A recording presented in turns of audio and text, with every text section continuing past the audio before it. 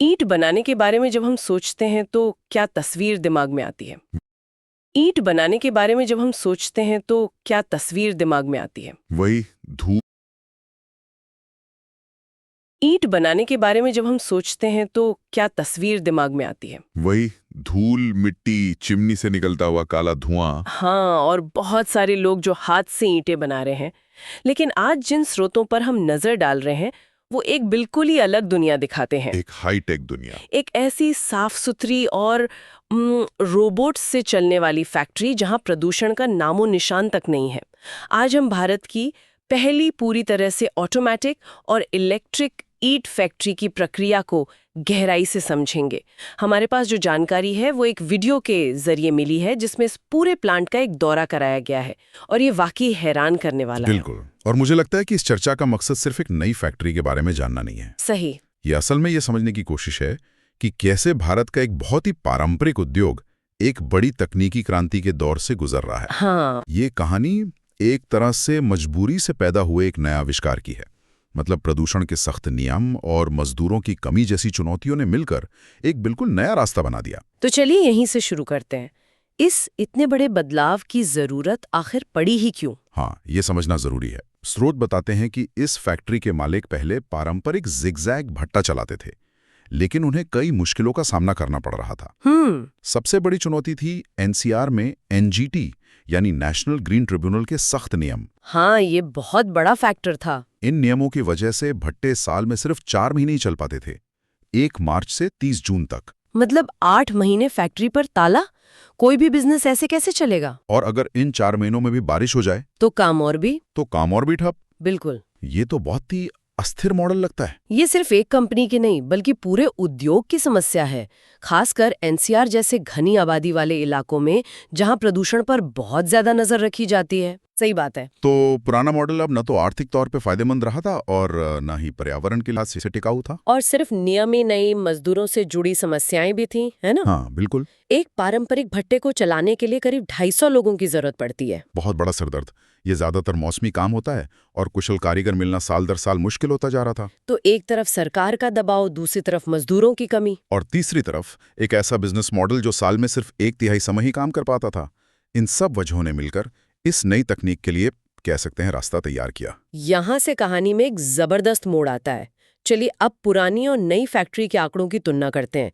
ये सच में चौंकाने वाला है। अच्छा। पुराना भट्टा पूरे सीजन में यानी उन 4 महीनों में 60 लाख ईंटें बनाता था। ठीक है, 60 लाख। अब जरा इस नई फैक्ट्री का आंकड़ा सुनिए।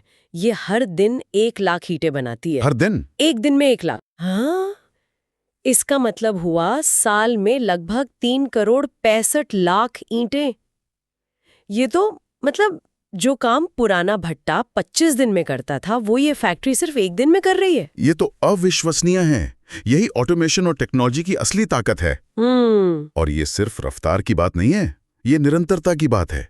चाहे गर्मी हो, सर्दी हो या बरसात, फैक्ट्री साल के 365 दिन चल सकती है। और सबसे बड़ी बात जिसका जिक्र वीडियो में बार बार होता है, जीरो पोल्यूशन। हाँ, क्योंकि ये कोयले या लकड़ी से नहीं बल्कि पूरी तरह बिजली से चलता है। ये शहर के लिए तो बहुत बड़ी राहत होगी। बिल्कुल। ऑपरेशनल लेवल पर जीरो पोल्यूशन ये सच है, पर हमें ये भी ध्यान रखना होगा कि इसे चलाने के लिए जो 1600 केवी की बिजली लग रही है वो ग्रिड से आ रही है। अच्छा। तो इसका कुल कार्बन फुटप्रिंट इस बात पर निर्भर करेगा कि वो बिजली कोयले से बन रही है या किसी और सोर्स से। फिर भी शहर के बीच में प्रदूषण न होना अपने आप में एक बहुत बड़ी जीत है। और ये कोई छोटा मोटा सेटअप तो बिल्कुल नहीं है। इसका शेड ही 140 मीटर लंबा और 58 मीटर चौड़ा है। बहुत बड़ा है। और इसमें निवेश करीब 32 से 33 करोड़ रुपए का। इसे बाकायदा एक इंडस्ट्री का लाइसेंस मिला है जिसके लिए एक डेडिकेटेड इंडस्ट्रियल बिजली लाइन बिछाई गई है।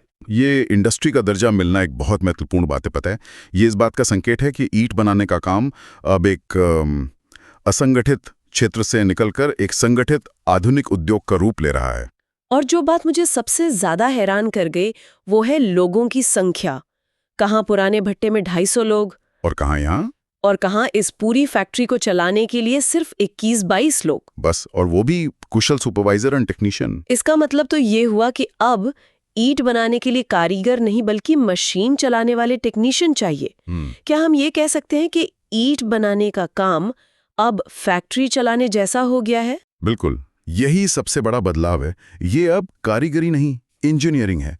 स्किल सेट पूरी तरह बदल गया है। तो 250 मजदूरों का काम अब सिर्फ 22 लोग और कुछ रोबोट कर रहे हैं। ये सुनने में ही कमाल लगता है। तो चलिए इस प्रक्रिया को समझते हैं।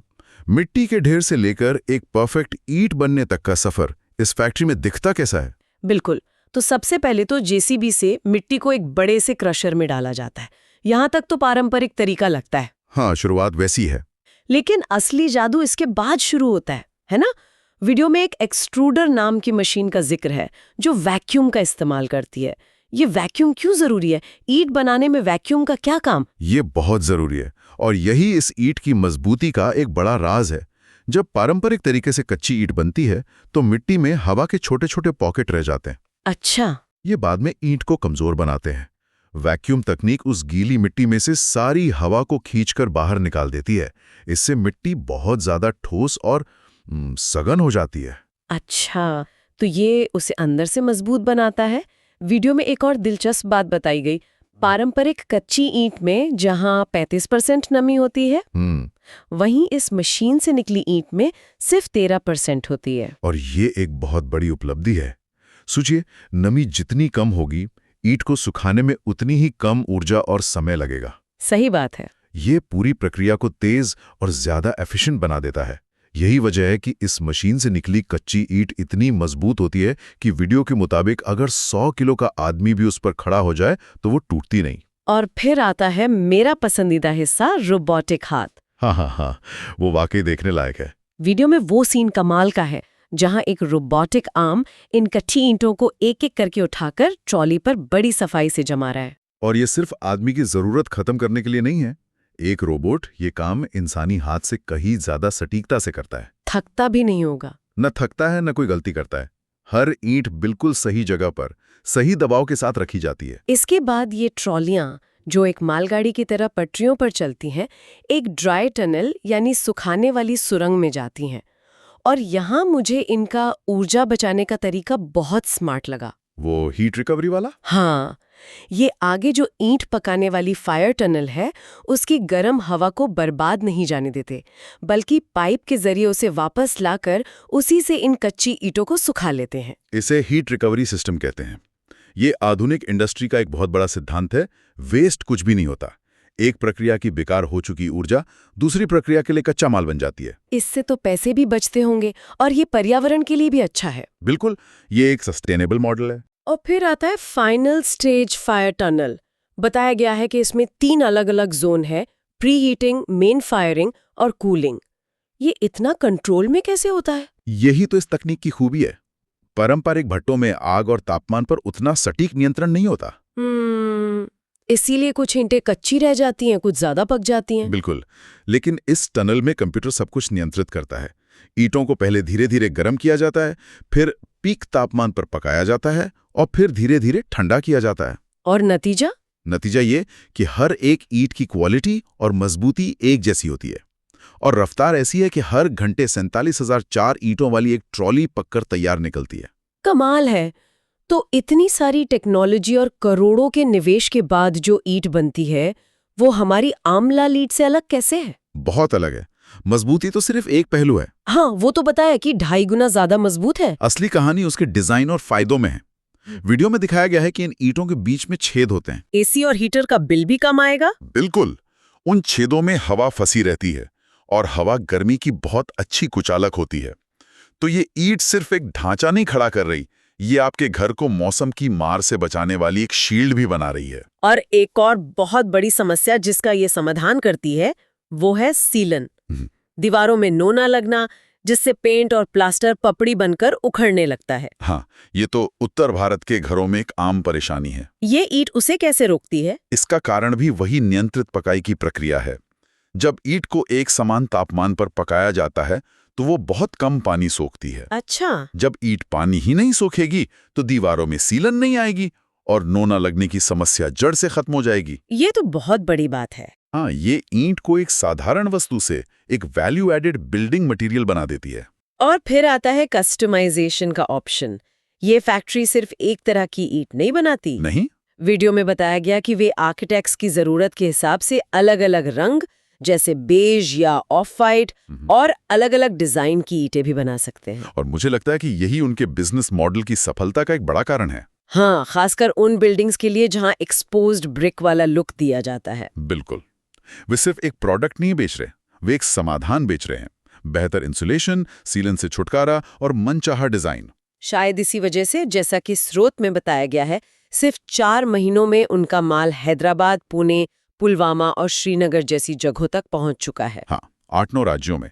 ये दिखाता है कि बाजार में क्वालिटी और खास उत्पादों के लिए लोग ज्यादा कीमत देने को भी तैयार हैं। तो कुल मिलाकर हमने एक ऐसे पारंपरिक भट्टे की समस्याओं से शुरुआत की जो प्रदूषण और नियमों से जूझ रहा था। और मजदूरों की कमी से भी। हाँ, और एक ऐसी अत्याधुनिक जीरो पोल्यूशन रोबोटिक फैक्ट्री तक पहुंचे जो न सिर्फ पर्यावरण के लिए बेहतर है बल्कि एक ज्यादा मजबूत और टिकाऊ उत्पाद भी बना रही है। ये कहानी भारत में हो रहे औद्योगिक परिवर्तन का एक छोटा सा लेकिन बहुत शक्तिशाली उदाहरण है।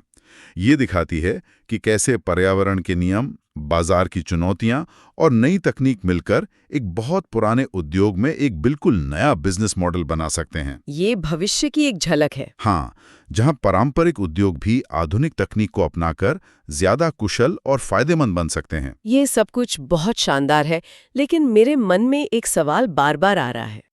स्रोत में बताया गया कि इस प्लांट को लगाने में 32-33 करोड़ रुपए का भारी निवेश लगा, जो बैंक की मदद से हुआ।